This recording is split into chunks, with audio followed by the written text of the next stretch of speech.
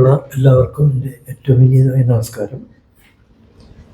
എല്ലാവരുടെയും അനുവാദത്തോടുകൂടി ഈ അനുസ്മരണ സമ്മേളനം തുടങ്ങി വെച്ചതായി അറിയിക്കുന്നു. നാടകരംഗത്ത് PM താജ് ഇവിടെ പറഞ്ഞതുപോലെ, രാഷ്ട്രീയ രംഗത്ത് കഞ്ഞുസന്യാൽ ഇവിടെ പറഞ്ഞതുപോലെ, KJ ബേബി അദ്ദേഹത്തിൻ്റെ ജീവിതം അവസാനിപ്പിച്ചു. ആ ജീവിതം ഒരു വലിയ പാഠമായിരുന്നു. എങ്ങനെയാണ് ഒരു മനുഷ്യന് വ്യത്യസ്തമായിട്ട് ചിന്തിക്കാൻ സാധിക്കുക? മുഖ്യധാരയുടെ അടിമയായിട്ട് ജീവിക്കാതിരിക്കാൻ സാധിക്കുക എന്നുള്ളതിൻ്റെ ഏറ്റവും നല്ല ഉദാഹരണമാണ് KJ ബേബി. മുഖ്യധാരയുടെ അല്ലെങ്കിൽ എസ്റ്റാബ്ലിഷ്മെൻറ്റിൻ്റെ വ്യവസ്ഥയുടെ അടിമയായിട്ട് ജീവിക്കാൻ എളുപ്പമാണ്, പക്ഷേ വേറെ ചിന്തയോടുകൂടി ജീവിക്കുക ബുദ്ധിമുട്ടാണ്. കുറേയേറെ കാര്യങ്ങളിൽ എസ്റ്റാബ്ലിഷ്മെൻറ്റുമായിട്ട് നമുക്ക് യോജിച്ചു പോകേണ്ടതായിട്ടുണ്ട്.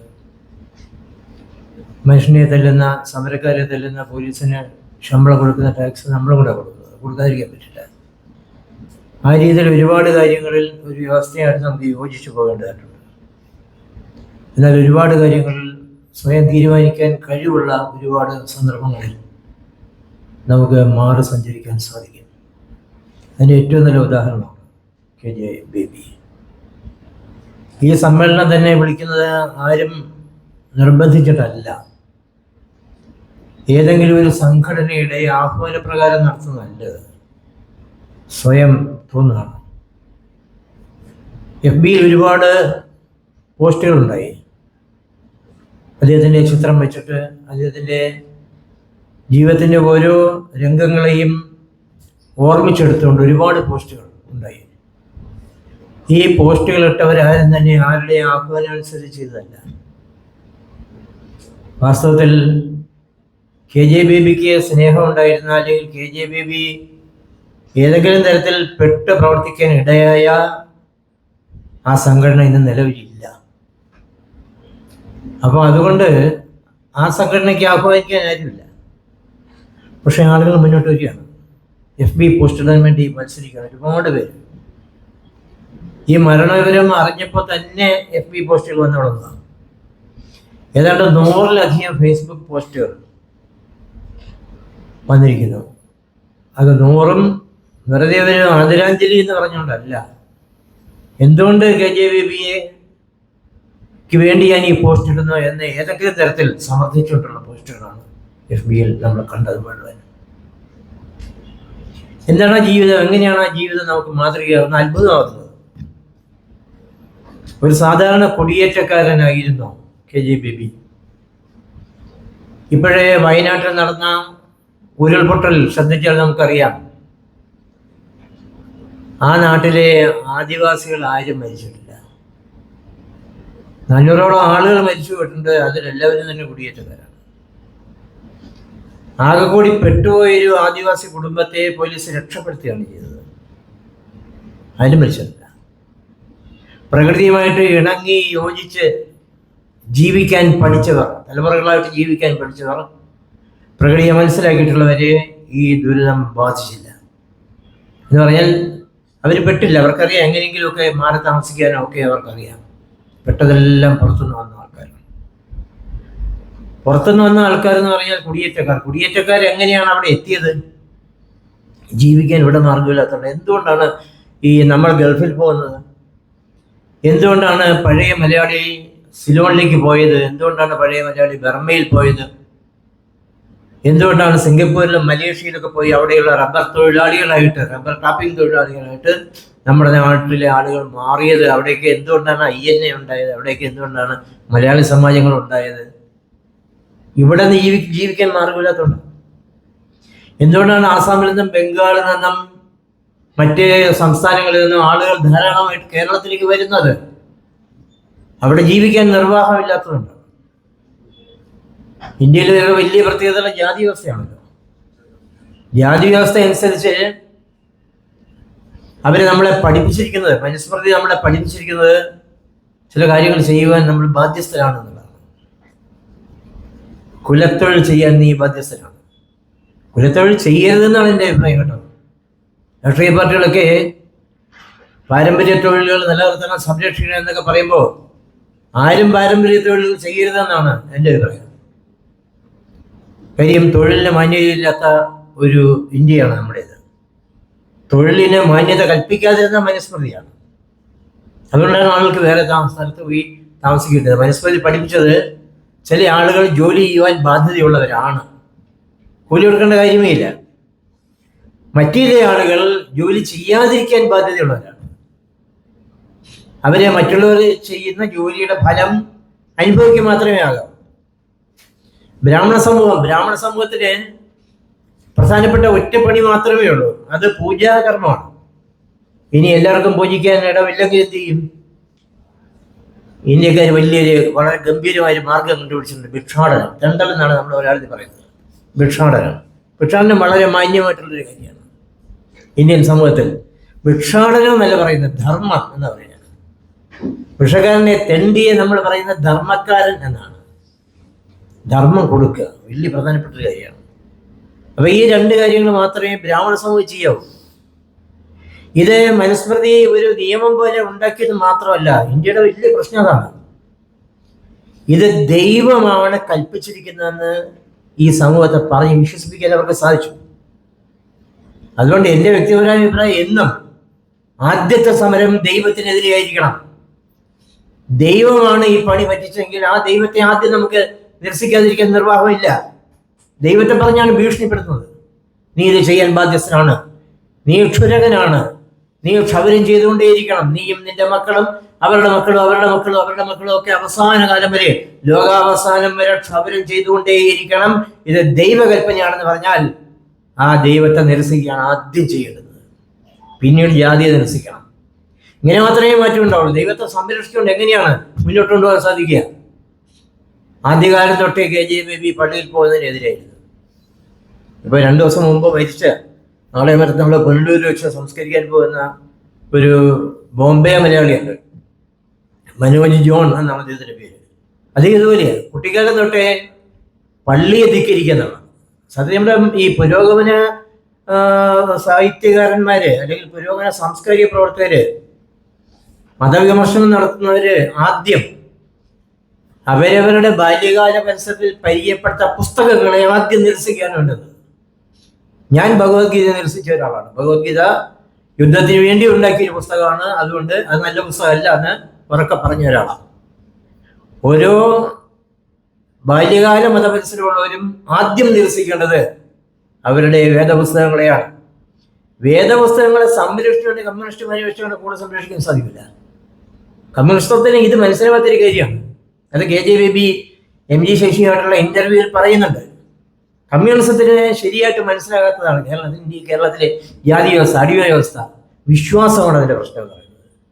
വിശ്വസിക്കുകയാണ്, ഞാൻ ഇത് ചെയ്യുവാൻ ബാധ്യസ്ഥനാണ്, ഞാൻ അദ്ദേഹത്തിന് വേണ്ടി ഊഴിയപ്പണി ചെയ്യുവാൻ കൽപ്പിക്കപ്പെട്ടവനാണ്, നിയോഗിക്കപ്പെട്ടവനാണ്, ദൈവം പറഞ്ഞിരിക്കുകയാണ്. അങ്ങനെ ചെയ്തില്ലെങ്കിൽ നരകത്തിലേക്ക് നമ്മളെ പറഞ്ഞുവിടും. അവിടെ വലിയ ഉരുളിക്കകത്ത് തിളച്ച എണ്ണ ഇങ്ങനെ നിറച്ചു വെച്ചിരിക്കുകയാണ്. നമ്മുടെ ഇല്ലെന്നവരെല്ലാം അതിനകത്ത് പിടിച്ച് പഴംപൊരി ഉണ്ടാക്കിയെടുക്കുന്നതാണ് പൊട്ടിയെടുക്കുന്നത്. എനിക്ക് പറഞ്ഞ് ഭീഷണിപ്പെടുത്തുക. ഈ ഭീഷണികളെയാണ് ആദ്യം നശിപ്പിക്കേണ്ടത് എന്ന് KJBB MG ശശിയുമായിട്ടുള്ള ദീർഘമായിട്ടുള്ള ഇന്റർവ്യൂവിൽ പറയുന്നുണ്ട്. വിശ്വാസങ്ങളെ ആദ്യം ചോദ്യം ചെയ്യേണ്ടതായിട്ട് ഉണ്ട്. ഈ വിശ്വാസങ്ങൾ ചോദ്യം ചെയ്യുമ്പോൾ ജാതി വ്യവസ്ഥ മാറും. ജാതി വ്യവസ്ഥ മാറുമ്പോൾ തൊഴിലിന് മാന്യത ഉണ്ടാകും. തൊഴിലിന് മാന്യത ഉണ്ടാകുമ്പോൾ പിന്നെ കുടിയേറ്റത്തിന്റെ പ്രശ്നം ഉണ്ടാകുന്നില്ല.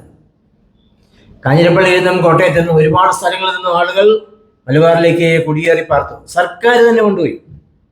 ഇടുക്കി ജില്ലയിലെ ഒരു പ്രധാനപ്പെട്ട സ്ഥലത്തിന്റെ പേര് പട്ടം കോളനി എന്നാണ്. പട്ടം കോളനി എന്ന് പേര് വരാൻ കാര്യം പട്ടണത്തിലുള്ള കുറെ ആളുകൾക്ക് കുറെ പണവും കൊടുത്ത് ഏക്കർ കണക്കിന് ഭൂമിയും കൊടുത്ത് നിങ്ങൾ അവിടെ പോയി ജീവിക്കാൻ പറയുകയായിരുന്നു. അങ്ങനെയൊക്കെയാണ് ആ കോളനി ഉണ്ടാകുന്നത്. കുറച്ച് നിങ്ങൾക്കറിയാവുന്ന കുറച്ച് അറിയാമല്ലോ, രക്തസാക്ഷികളുടെ ഒരു സ്ഥലമാണ്. ആ കുറിച്ചിയുടെ കോളനിയുടെ പേര് സജീവോത്തമപുരം എന്നാണ്. സജീവോത്തമൻ എന്ന് പറഞ്ഞാൽ മന്ത്രി മുഖ്യൻ CP രാമസ്വാമിയുടെ സ്മാരകമായിട്ടാണ് ഒരു കോളനി ഉണ്ടാക്കിയിരിക്കുന്നത്. അധികാരികൾ തന്നെയാണ് കോളനി ആദ്യമായിട്ട് ഉണ്ടാക്കുന്നത്. ഈ കോളനിവൽക്കരണത്തെ നന്നായിട്ട് മനസ്സിലാക്കാൻ ശ്രമിക്കുകയും കോളനിവൽക്കരണത്തിന്റെ ഒരു ഭാഗമായിട്ടാണ് കുടിയേറ്റം ഉണ്ടായത് എന്ന് മനസ്സിലാക്കാൻ ശ്രമിക്കുകയും കുടിയേറിയവരാണ് അവിടുത്തെ ആദിമ ജനതയുമായിട്ട് ഇഴുകിച്ചേർന്ന് പ്രവർത്തിക്കുന്ന ഒരു ജീവിത രീതി സ്വീകരിക്കുകയും ചെയ്യുന്നതാണ് നമ്മൾ KJVBയിൽ കാണുന്നത്. നിർബന്ധിതനാകുകയാണ്. KJVയുടെ കുടുംബം ഈ മധ്യ തിരുവിതാംകൂർ, കോട്ടയത്തിനപ്പുറത്തുള്ള പ്രദേശങ്ങളിൽ നിന്നൊക്കെ കണ്ണൂരായിട്ട് മാവടി എന്ന സ്ഥലത്തേക്ക് മാറിപ്പോയവരാണ്. നിങ്ങൾ കണ്ണൂരിൽ നിന്നും ഇരട്ടി വഴി, കൊട്ടിയൂർ വഴി, പാൽച്ചുരം വഴി വയനാട്ടിലേക്ക് പോയിട്ടുണ്ടെങ്കിൽ ഈ സ്ഥലത്തോട്ട് പോകാം. മാവടി എന്ന് പറഞ്ഞ സ്ഥലത്തോട്ട് പോകാൻ പറ്റും. അവിടുത്തെ ഒരു പ്രത്യേക സാഹചര്യത്തിൽ വേറൊരു അധ്യാപികയ്ക്ക് വയനാട്ടിലുണ്ടായിരുന്ന വീട് വാങ്ങിച്ചുകൊണ്ട് ഈ വീട് അവർക്ക് കൊടുത്തുകൊണ്ട് ഈ കുടുംബം, KJVയുടെ കുടുംബം, KJV കുട്ടിയാണ്, അന്ന് വയനാട്ടിലേക്ക് മാറി താമസിക്കുകയാണ്. അങ്ങനെയാണ് അവിടുത്തുകാരാകുന്നത്. അങ്ങനെ വയനാട്ടിലേക്ക് മാറി താമസിക്കുമ്പോൾ സുഖകരമായ കാലാവസ്ഥയൊന്നും അല്ല. ഇന്നത്തെ മൂന്നാർ പോലെ റിസോർട്ടിൽ പോയി താമസിക്കുന്ന സുഖകരമായ കാലാവസ്ഥയൊന്നുമല്ല. റിസോർട്ടുകാർ പരസ്യം ചെയ്യാറുണ്ടല്ലോ, മഡ് ഹൗസ് നിങ്ങളെ കാത്തിരിക്കുന്നു, വന്ന് താമസിക്കൂ. കേരളത്തിൻ്റെ ഗ്രാമീണ ജീവിതം ചെളികൊണ്ട് നിർമ്മിച്ച, ചെളികൊണ്ട് മൂടിയ വീടുകൾ അതിനകത്താണ് എന്ന് പറയുന്ന ആളുടെ ആകർഷണം. ഇതങ്ങനെയൊന്നുമില്ല. കഠിനമായ മഞ്ഞ് ജന്തുക്കളുടെ അവകാശമാണ്, അവരുടെ വീടാണ്. ആനയുടെയും കടുവയുടെയും പുലിയുടെയൊക്കെ വീടാണ് കാട്. അവരുമായിട്ട് ചേർന്ന് താമസിക്കുന്ന ആളുകളെ അവർ ഉപദ്രവിക്കാറില്ലായിരുന്നു. അവരാണ് ആദിവാസികൾ, പണിയരും കുറിച്ചരുമായിട്ടുള്ള ആദിവാസികൾ. അപ്പോൾ ഇവരെയൊക്കെയായിട്ട് ചേർന്ന് സഹവസിച്ച് വേണം ഒരു ജീവിതശൈലി ഉണ്ടാക്കിയെടുക്കുവാൻ എന്ന് തിരിച്ചറിഞ്ഞ് അവർക്ക് വേണ്ടി പ്രവർത്തിച്ച കലാകാരൻ കൂടി, വലിയ കലാകാരനായിരുന്നു അദ്ദേഹം. അദ്ദേഹത്തിൻ്റെ ഏറ്റവും വലിയ വിഷയം എന്ന് പറയുന്നത് അവിടെയുള്ള ആളുകൾക്ക് അക്ഷരാഭ്യാസം ഇല്ല എന്നുള്ളതാണ്. അവർക്ക് ഭാഷയുണ്ട്, അവർക്ക് ആർട്ടുണ്ട്, അവർക്ക് ആർട്ടിൻ്റെ ലിറ്ററേച്ചർ ഉണ്ട്, അവർക്ക് അനുഷ്ഠാന കലാരൂപങ്ങളുണ്ട്. പക്ഷേ ഈ കലാരൂപങ്ങളും ഈ ഭാഷയിലെയും സാഹിത്യം ഉണ്ടെങ്കിൽ, നാടൻ കവിത ഉണ്ടെങ്കിൽ അതൊന്നും എഴുതി വയ്ക്കാനുള്ള ലിപി അവർക്കില്ല. പഠിത്തമില്ലാത്ത ഒരുപാട് ആളുകൾ അങ്ങനെ കാണുന്ന ഒരു പെൺകുട്ടിയായിട്ട് അടുപ്പമുണ്ടാക്കി ആ കുട്ടിയെ അദ്ദേഹം പഠിപ്പിക്കുകയും ചെയ്യുന്നുണ്ട്. KJVB പഠിപ്പിക്കുകയും ചെയ്യുന്നുണ്ട്. അതിൻ്റെ ഒരു വളർച്ചയാണ് കനവ് എന്ന് പറയുന്ന വിദ്യാഭ്യാസ സ്ഥാപനം.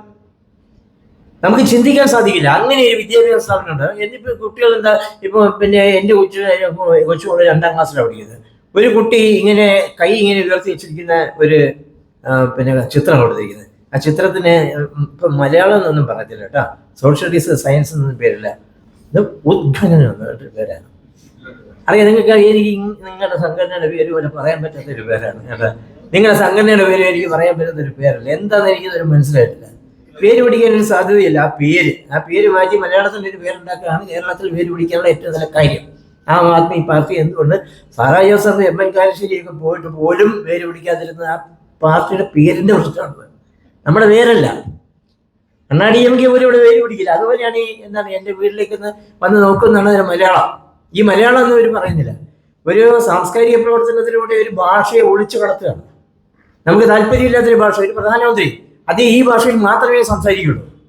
അപ്പോൾ പ്രധാനമന്ത്രി പറയുന്നത് എന്താണെന്ന് അറിയണമെന്നുണ്ടെങ്കിൽ നമ്മൾ ഹിന്ദി പഠന സഹായം വാങ്ങിച്ച് പഠിക്കണം, അല്ലെങ്കിൽ സാധ്യമല്ല. മനസ്സില്ലെങ്കിലോ പണ്ട് അണ്ണാദുരൈ പറഞ്ഞൊരു ചോദ്യം ഓർമ്മിക്കണം നിങ്ങൾ. അണ്ണാദുരൈ പറഞ്ഞത് എന്തുകൊണ്ടാണ് നിങ്ങൾ ഹിന്ദി രാഷ്ട്രഭാഷയാക്കുന്നത്? അതിന് അന്നത്തെ പ്രധാനമന്ത്രി പറഞ്ഞ മറുപടി, ഹിന്ദി ബഹുഭൂരിപക്ഷത്തിന് അറിയാവുന്ന ഭാഷയാണ്. ഭൂരിപക്ഷം ആളുകളും അങ്ങനെയൊന്നും അല്ല. ഭൂരിപക്ഷം ആളുകളും ഇന്ത്യയിൽ ഹിന്ദി സംസാരിക്കുന്നു, അതുകൊണ്ട് ഞങ്ങൾ ഹിന്ദി രാഷ്ട്രഭാഷയാക്കുന്നു. അതിന് അണ്ണാദുരൈ പറഞ്ഞൊരു മറുപടിയുണ്ട്. അങ്ങനെയാണെങ്കിൽ ഇന്ത്യയിൽ കൂടുതലുള്ള ജീവി എലിയാണല്ലോ. നമ്മളെന്തിനാണ് ഈ പുലിയെ, കടുവയെ ദേശീയ മൃഗമാക്കിയത്? എലിയാക്കിക്കൂടായോ എന്ന് ചോദിച്ചൊരു ചോദ്യം നമ്മൾ ഓർത്തിരിക്കേണ്ടതായിട്ടുണ്ട്.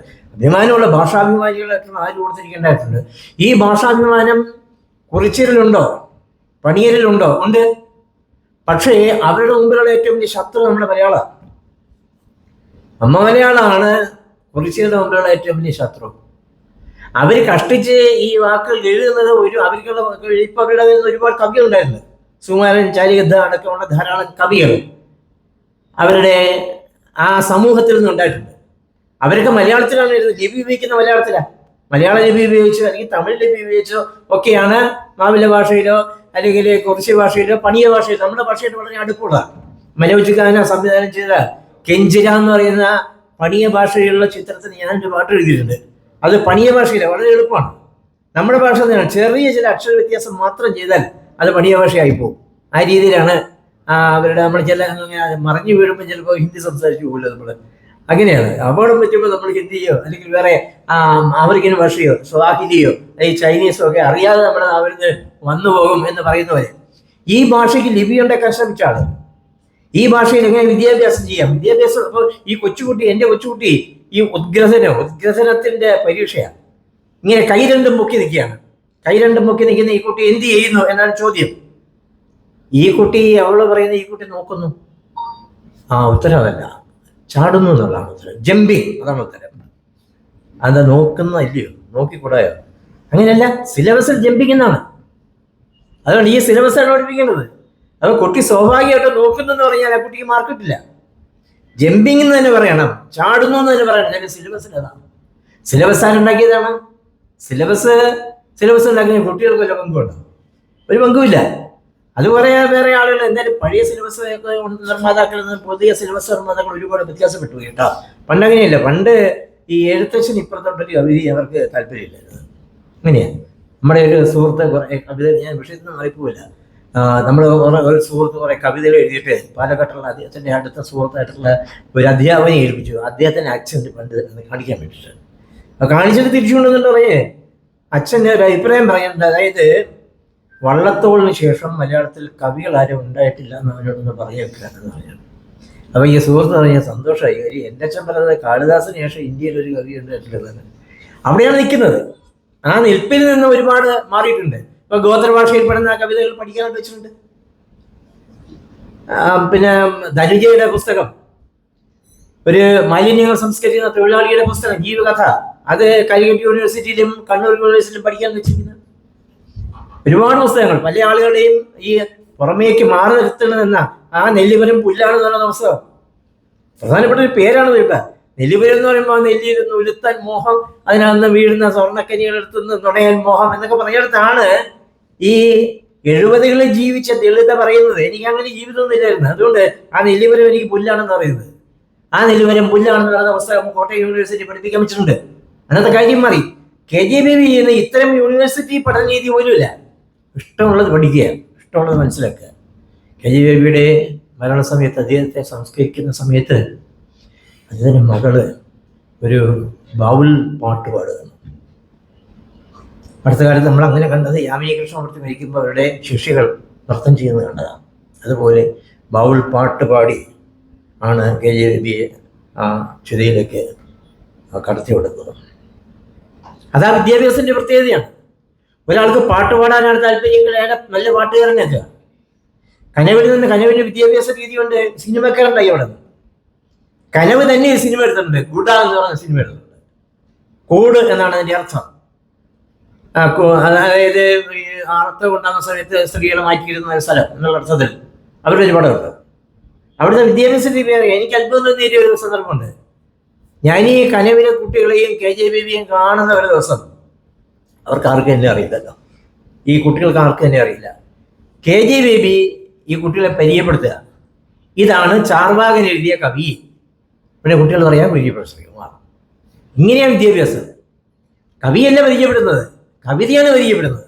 ഈ കവിത എഴുതിയ ആളാണ് ഈ വന്നതെന്ന് പറയുമ്പോൾ കുട്ടികൾക്ക് ആളിനെ മനസ്സിലായി എന്നുള്ളതാണ്.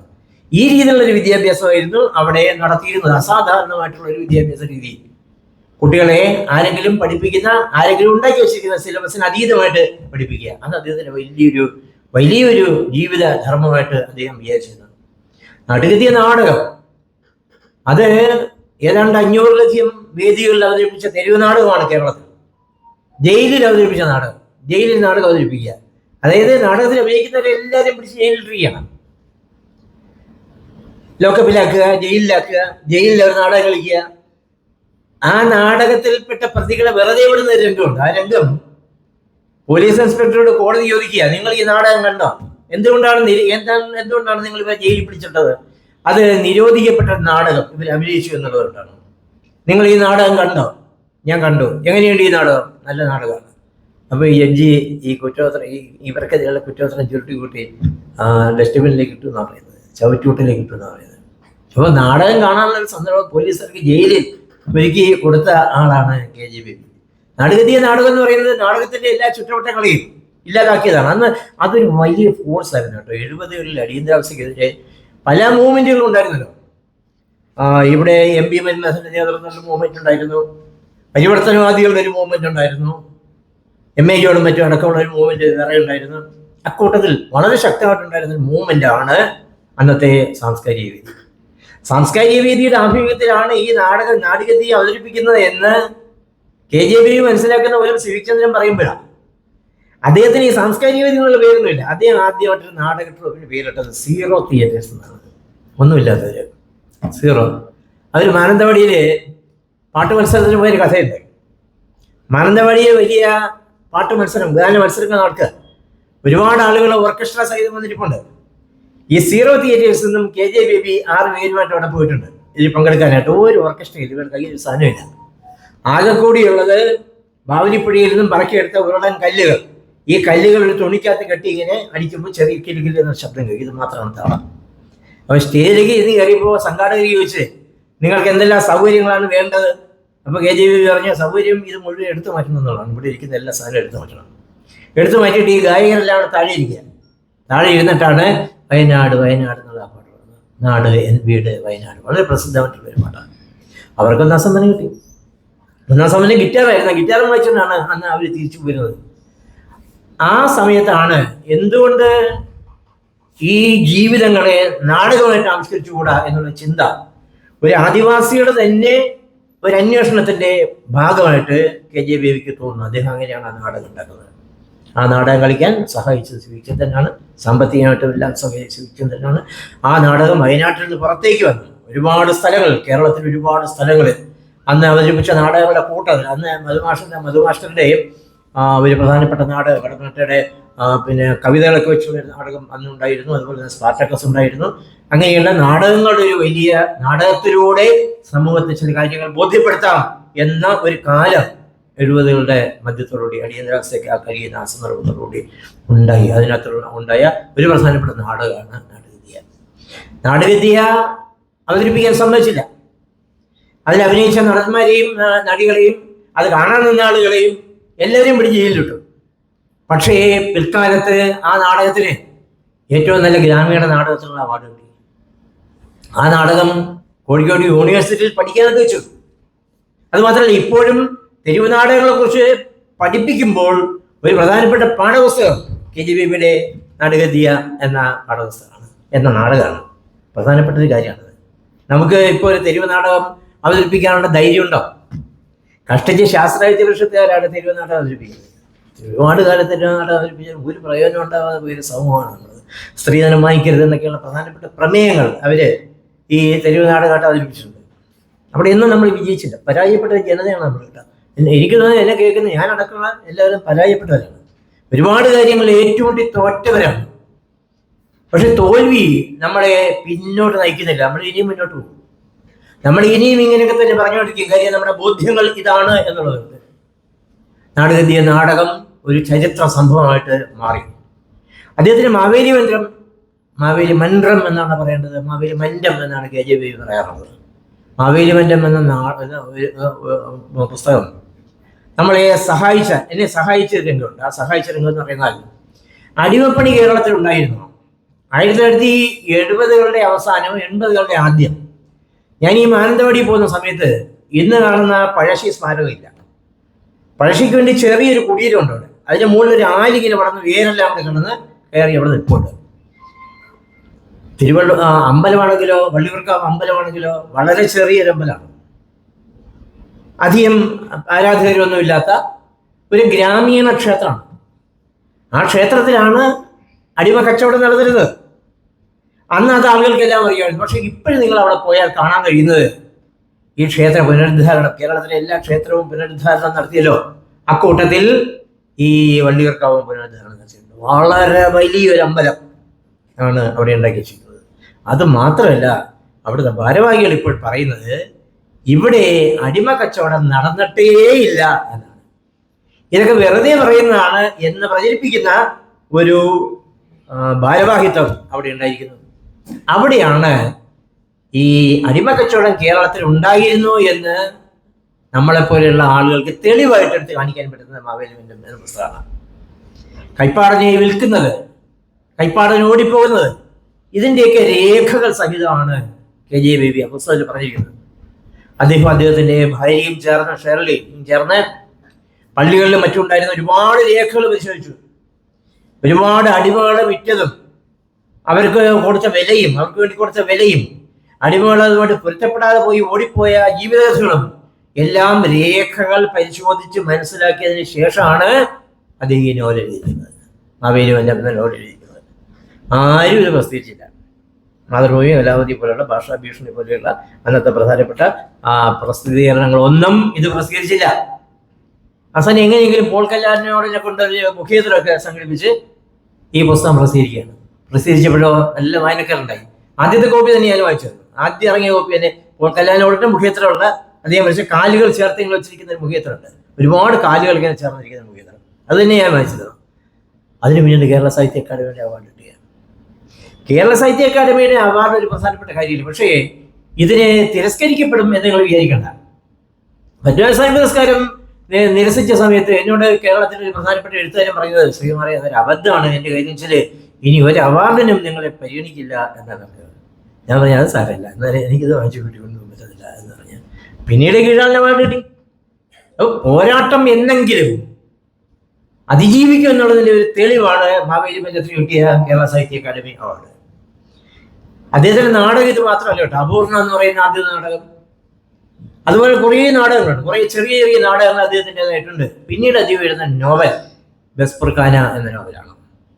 ബെസ്പർഖാന എന്ന് പറയുന്നത് നമ്മൾ മരിച്ചതിന് ശേഷം ഈ സ്വർഗത്തിനും നരകത്തിനും ഇടയ്ക്കൊരു ഷെൽട്ടറാണ്. അവിടെ വെച്ചാണ് നമ്മുടെ വിചാരണയൊക്കെ നടക്കുന്നത്. ഈ ഭൂമിയിൽ എന്തെല്ലാം നമ്മൾ ചെയ്തത് എന്നൊക്കെയുള്ള വിചാരണ നടക്കുന്നത്. ഏറ്റവും വലിയ ദിവസം വയനാട്ടിലെ ആദിവാസികളുടെ ഒരു വിശ്വാസത്തെക്കുറിച്ച് അദ്ദേഹം പലപ്പോഴും പറയുന്നുണ്ടായിരുന്നു. നാടുഗതി അവതരണ സമയത്തൊക്കെ പറയുന്നുണ്ടായിരുന്നു. അതായത് കീഴ് ലോകം, മേല് ലോകം എന്ന് പറഞ്ഞ രണ്ട് ലോകങ്ങളുണ്ട്. അതൊരു നാടൻപാട്ടിന് അത് പറയുന്നുണ്ട്. എന്നറിയാം, ഒരു നാടൻപാട്ടല്ലോ, പിന്നെ സാധനം ഓർമ്മയുണ്ടോ? അതായത് പാതിമുട്ട വിണ്ട് കീറി കീഴ് ലോകം എന്നുള്ള ആ പാട്ട്. അതിനകത്ത് പറയുന്നത് കീഴ് ലോകം എന്നൊരു ലോകമുണ്ട്. ആ കീഴ് ലോകത്തിന്റെ പ്രത്യേകത എന്ന് പറഞ്ഞാല് അവിടെ നമ്മൾ ഇവിടെ ജീവിക്കുന്ന പോലെയാണ് അവിടെ ജീവിക്കുന്നത്. അവിടെ ജന്മിയുണ്ട്. ആ ജന്മിയുടെ അടിയാളനായിട്ട് ജീവിക്കണം. KJB പറയുന്നത് അവിടെ ഒരു പ്രശ്നമുള്ളത് മരണവും ഇല്ല എന്നുള്ളതാണ്. എപ്പോഴും നമ്മൾ ഈ ജന്മിക്ക് വേണ്ടി പണിയെടുത്തുകൊണ്ടേയിരിക്കണം. പക്ഷേ മരിച്ചാലെങ്കിലും ഭൂമിയിൽ നിന്ന് രക്ഷപ്പെടാം. അവിടെ മരണവും ഇല്ല, മരണമില്ലാത്തൊരു കീഴ് ലോകം. ഇതൊക്കെയാണ് അദ്ദേഹത്തിന്റെ പ്രമേയമായിട്ട് വരുന്നത്.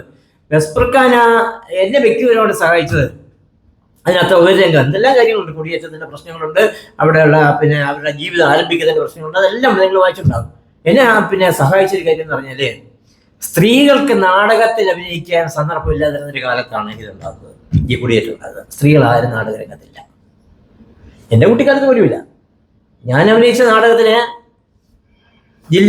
സ്കൂൾ നാടകത്തിന് ജില്ലാതലത്തിൽ 1ാം സമ്മാനം കിട്ടിയിട്ടുണ്ട്. ഞാനൊരു സ്ത്രീ വേഷമാണ്. എനിക്ക് കിട്ടിയത് ഏറ്റവും നല്ല നടിക്കുള്ള സമ്മാനമാണ്. എന്ന് പറഞ്ഞാൽ എൻ്റെ കുട്ടിക്കാലത്ത് പോലും ഒരു പെൺകുട്ടിയെ നാടകത്തിലും എനിക്ക് കിട്ടിയിരുന്നില്ല. അന്ന് ഈ കോട്ടയത്ത് നിന്ന് അങ്ങോട്ട് പോകുന്ന വഴിക്ക് ഒരു നാടകം കാണുന്നുണ്ട്. ആ നാടകം വാസവദത്ത എന്നൊരു നാടകമാണ്. വാസവദത്ത നാടകത്തില് വാസവദത്തയായിട്ട് അഭിനയിക്കുന്നത്, കേരള നാടകം, അതിനകത്ത് വാസവദത്തയായിട്ട് അഭിനയിക്കുന്നത് കൊച്ചറ വേലുക്കുട്ടി എന്ന് പറഞ്ഞ പുരുഷനാണ്. അദ്ദേഹത്തെ കാണുന്ന, അദ്ദേഹത്തിന്റെ സൗന്ദര്യം കണ്ട് മതി പറഞ്ഞ ഒരുപാട് ആളുകൾ ഈ ഗ്രീൻ റൂമിൽ ചെന്ന് പ്രശ്നം ഉണ്ടാക്കുന്നത് ഈ നാടകത്തിനകത്തുണ്ട്. അപ്പോൾ പലപ്പോഴും ഈ സ്ത്രീകൾക്ക് നാടകം അഭിനയിക്കുവാൻ സന്ദർഭം ഉണ്ടായിരുന്നില്ല എന്നത് തെളിയിക്കാൻ വേണ്ടിയിട്ട് ഞാൻ ഈ ബെസ്പർഖാന എന്ന് പറയുന്ന നോവൽ എടുത്ത് കാണിക്കാറുണ്ട്. പിന്നെയും അദ്ദേഹം നടത്തിയ വേറെ ഒരു വലിയ അന്വേഷണം എന്ന് പറയുന്നത് ഈ ഗുഡ് ബൈ മലബാർ എന്നുള്ള പുസ്തകമാണ്. അതും മലബാർ മാനുവലിലൂടെ നമുക്ക് ഒഴിവാക്കാൻ കഴിയാത്ത ഒരാളായി മാറിയ വില്യം ലോഗൻ അദ്ദേഹത്തിന്റെ ജീവിതത്തെ കുറിക്കുന്ന ഒന്നാണ്. ഇതൊന്നുമല്ല KJBയുടെ ജീവിതം, അദ്ദേഹത്തിന്റെ കനവ് എന്ന സ്ഥാപനം, അതിലൂടെ അദ്ദേഹം മുന്നോട്ട് വെച്ച ആശയങ്ങൾ, അദ്ദേഹത്തിന്റെ പുസ്തകങ്ങൾ, അദ്ദേഹത്തിന്റെ നാടകങ്ങൾ, ഇതെല്ലാം കൂടെ ചേർത്ത ആരുമായിട്ടും പൊരുത്തപ്പെടാൻ സാധിക്കാത്ത, എന്നാൽ ദൂരെ ഇരുന്നുകൊണ്ട് ഒരുപാട് സ്നേഹിതന്മാരെ, ഒരേ വഴിയിൽ സഞ്ചരിക്കുന്ന ഒരേ തൂവൽ പക്ഷികളെ സൃഷ്ടിച്ച ഒരു വലിയ പ്രതിഭയായിരുന്നു KJB. നമ്മൾ ആരും പറയാതെ അദ്ദേഹത്തെ ഓർമ്മിക്കുന്നത് അതുകൊണ്ടാണ്. ഞാൻ ദീർഘിപ്പിക്കുന്നില്ല. ഒരുപക്ഷെ എന്നെക്കാൾ ഭംഗിയായിട്ട് ഇത്തരം കാര്യങ്ങൾ വേണുപോലെ പറയാൻ സാധിക്കുമെന്നാണ് എൻ്റെ ധാരണ. അതുകൊണ്ട് ഞാൻ അവസാനിപ്പിക്കുകയാണ്. ഒരു കാര്യം, അദ്ദേഹം സാധാരണ പാടുമായിരുന്ന ഒരു പാട്ട്, അതിൽ ചില വരികൾ ഞാനിങ്ങനെ ചൊല്ലുക. എന്നാൽ നമ്മൾ മാത്രമല്ലേ ഉള്ളത്, കാരണം കുഴപ്പമില്ല, സാരില്ല. അതുകൊണ്ട് പല സ്ഥലങ്ങളിലും KJB ഇത് പാടി ഞാൻ കേട്ടിട്ടുണ്ട്. സറ്റയറായിട്ടുള്ള ഗാനാണ്. വാഴ്ത്തുന്നു മർത്യ പുകഴ്ത്തുന്നു നിന്നെ സർവശക്ത പരിപാലക. മർത്യ ശരണം ശരണം ശരണം മർത്യ, സത്യം നീതി സ്നേഹമെല്ലാം നീ തന്നെ. മർത്യ ശരണം ശരണം ശരണം മർത്യ. സൂര്യൻ വേണ്ട, ചന്ദ്രൻ വേണ്ട, വായു വേണ്ട, വെള്ളം വേണ്ട, വല്ലി നെല്ല് കുറിക്കാൻ തന്ന് തടിമപ്പണി ചെയ്യിച്ചോനെ തമ്പുരാനേ നീയേ ശരണം. സ്നേഹവാനേ നീയേ ശരണം. ഇങ്ങനെ ആക്ഷേപമാണ് കേട്ടാ, അവരെ അംഗീകരിച്ചിട്ടല്ലേ പറയുന്നത്. സൂര്യൻ വേണ്ട, ചന്ദ്രൻ വേണ്ട, വായു വേണ്ട, വെള്ളം വേണ്ട, വല്ലി നെല്ല് കുറിക്കാൻ തന്നിട്ടടിമപ്പണി ചെയ്യിച്ചോനെ തമ്പുരാനേ നീയേ ശരണം. സ്നേഹവാനേ നീയേ ശരണം. ആരോഗ്യം നശിച്ചപ്പോൾ തെണ്ടാൻ പറഞ്ഞവനെ നീതിമാനേ നീയേ ശരണം. തമ്പുരാനേ നീയേ ശരണം. ഞങ്ങളെ കൊന്നവനെ, ഞങ്ങൾക്കായി കരഞ്ഞവനെ, ഞങ്ങളെ കൊന്നവനെ, ഞങ്ങൾക്കായി കരഞ്ഞവനെ, വിശക്കുന്ന ഞങ്ങളുടെ വയറുകൾ വീർപ്പിച്ചു തന്നോനെ ഉദ്ധാരക നീയേ ശരണം. പരിപാലക നീയേ ശരണം. സ്നേഹവാനേ നീയേ ശരണം. നീതിമാനേ നീയേ ശരണം. തമ്പുരാനേ നീയേ ശരണം. രാത്രിയിൽ പതുങ്ങി വന്ന് കണ്ണീരൊപ്പുന്നവനെ, ഒട്ടിയ ഞങ്ങളുടെ വയറുകൾ വിയർപ്പിച്ചു തന്നവനെ ഉദ്ധാരക നീയേ ശരണം. പരിപാലക നീയേ ശരണം. സ്നേഹവാനേ നീയേ ശരണം. സോപ്പ് വാങ്ങി തന്നവനെ, വള വാങ്ങി തന്നവനെ, കവലയിൽ വരുമ്പോൾ കണ്ണും കയ്യും കാട്ടുന്നോനെ കാശുള്ളോനെ നീയേ ശരണം. പരിപാലക നീയേ ശരണം. തമ്പുരാനേ നീയേ ശരണം.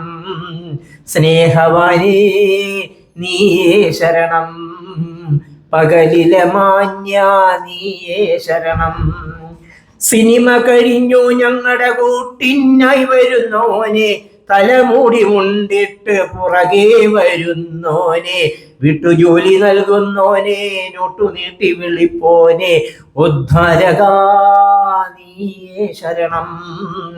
പരിപാലക നീയേ ശരണം. തെണ്ടാനായി ചിരട്ട തന്ന് തെണ്ടി എന്ന് വിളിച്ചോനെ, പെറ്റുനോവ് ദാനം ചെയ്ത് വേശ്യയെന്ന് വിളിച്ചോനെ, സാമ്പ്രാണി കത്തിക്കാടാ കുന്തിരിക്കം പുതയ്ക്കാടാ, സാമ്പ്രാണി കത്തിക്കാടാ കുന്തിരിക്കം പുതയ്ക്കാടാ. സർവശക്ത നീയേ ശരണം. പരിപാലക നീയേ ശരണം. നീ തന്നെ ഞങ്ങളുടെ ശക്തി, നീ തന്നെ ഞങ്ങളുടെ ദൈവം. ഹാർമോണിയം വെച്ച് ഈ പാട്ടിങ്ങനെ പാടി അവസാനിക്കും. പക്ഷേ ഈ പാട്ട് പിന്നെ ജനങ്ങൾ അങ്ങോട്ട് പൂരിപ്പിക്കാൻ തുടങ്ങി. ആ പൂരിപ്പിച്ചതാണ് കുറച്ചുകൂടി രസകരമായിട്ട് എനിക്ക് തോന്നിയത്. ആ പൂരിപ്പിച്ച വരി ഇങ്ങനെയാണ്: തെണ്ടാനായി ചിരട്ട തന്ന് തെണ്ടി എന്ന് വിളിച്ചോനെ, പെറ്റുനോവ് ദാനം ചെയ്ത് വേശ്യയെന്ന് വിളിച്ചോനെ, സാമ്പ്രാണി കത്തിക്കാടാ കുന്തിരിക്കം പുതയ്ക്കാടാ. സർവശക്ത നീയേ ശരണം. പരിപാലക നീയേ ശരണം. നീ തന്നെ ഞങ്ങളുടെ ശക്തി, നീ തന്നെ ഞങ്ങളുടെ ദൈവം, നീ തന്നെ ഞങ്ങളുടെ ശത്രു, നീ തന്നെ ഞങ്ങളുടെ ശത്രു. പരിപാലക നീയേ ശത്രു. പകലിലെ മാന്യ നീയേ ശത്രു. ഉദ്ധാരക നീയേ ശത്രു.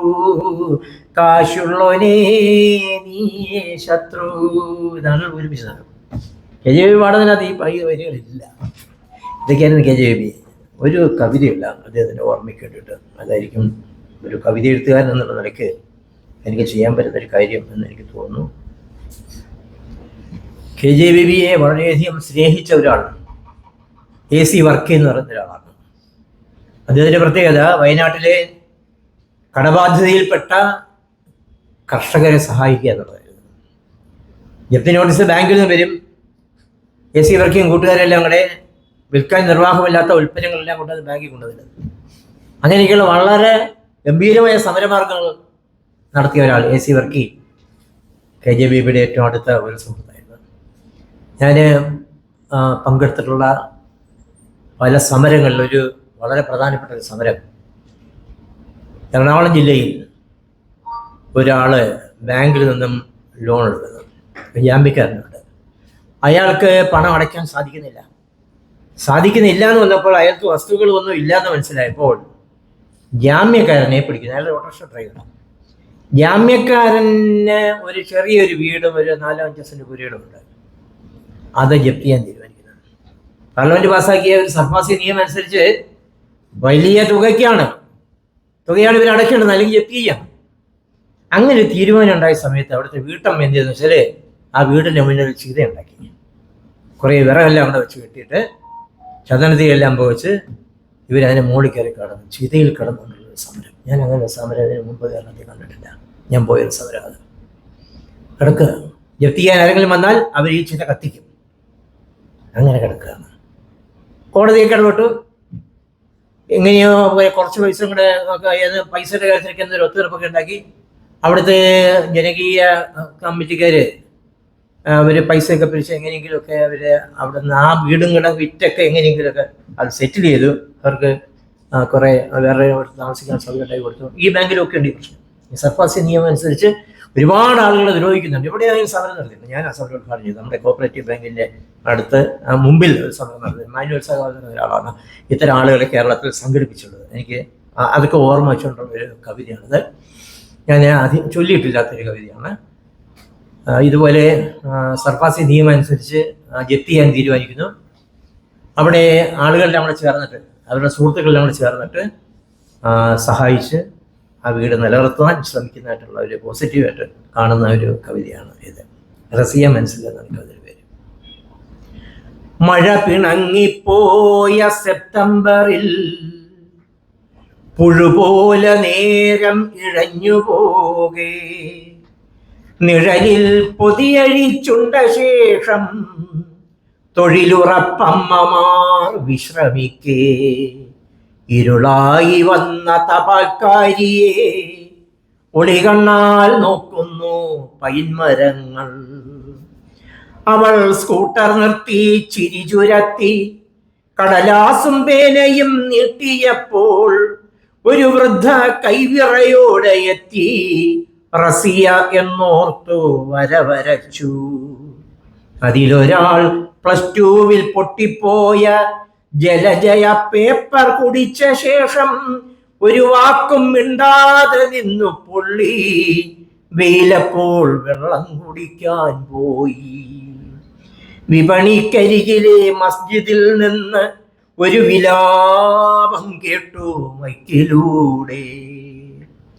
നഗര ബാങ്ക് എന്നോ കനിഞ്ഞ ലോണിൻ പലിശ സുനാമി കരയ്ക്കുകേറി. റസിയ മനസ്സിൽ ജപ്തി ചെയ്തിറക്കാൻ ഉടനെ വരുന്നു ഷൈലോക്ക് സൈന്യം. പ്രണയത്തിൻ സാക്ഷിയായി നിന്ന കട്ടച്ചുമർ ചേർന്ന കട്ടിലും കല്ലടുപ്പും ചെറുമക്കൾ ഓടിക്കളിച്ച ചായ്പും ചിരികളും വേട്ടയാടപ്പെടുമ്പോൾ സഹകരണത്തിൻ സഹയാത്രികെ പൊറുതി മാറിക്കൂ തെരുവിലേക്ക്. തൊഴിലുറപ്പമ്മമാർ കൈകൊരുത്ത് റസിയയ്ക്കു ചുറ്റും മതിൽ പടുത്തു. പ്രബലകൾ ചില്ലിക്കൊടുക്കയുമായി പുരബലി വേണ്ടെന്നുറച്ചു നിന്നു. വഴിയിലെ മത്തയും മുക്കുറ്റിയും കഴിവുപോൽ മഞ്ഞക്കരുതൽ വച്ചു. കിളിപോയ മനസ്സിലിൽ പ്രാവു വന്നു. മഴ പിണക്കം തീർന്ന് ചാറി നിന്നു. AC വർക്കിയോട് ചേർന്നുള്ള കടബാധ്യതകൾ ഒഴിപ്പിക്കാൻ വേണ്ടി അദ്ദേഹം നടത്തിയ ശ്രമങ്ങളെ മുൻനിർത്തിക്കൊണ്ട് ഞാൻ ഈ കവിത അദ്ദേഹത്തിന് സമർപ്പിക്കുന്നു. നമസ്കാരം.